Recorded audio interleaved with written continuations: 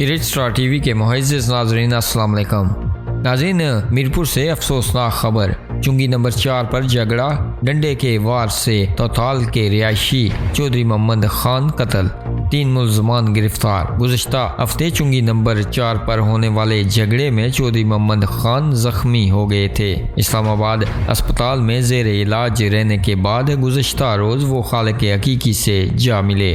मरहूम की नमाज जनाजा तोताल कब्रिस्तान में अदा कर दी गई। अवाम इलाका शदीद गम से नडाल। नाज़रीन, तफसीलात के मुताबिक E5 के रिहायशी चौधरी मोहम्मद खान का चुंगी नंबर 4 पर 7 रोज़ कबल झगड़ा हुआ। सर में डंडे लगने से वो शदीद जख्मी हो गए। इन्हें इस्लामाबाद रेफर किया गया था, जहां वो जान की बाजी हार गए। 3 मुल्ज़मान आमिर, आदिल और जाहिद के खिलाफ पुलिस ने मुकदमा दर्ज करके मुल्ज़मान को गिरफ्तार कर लिया। मुल्ज़मान से मज़ीद तफ्तीश जारी है।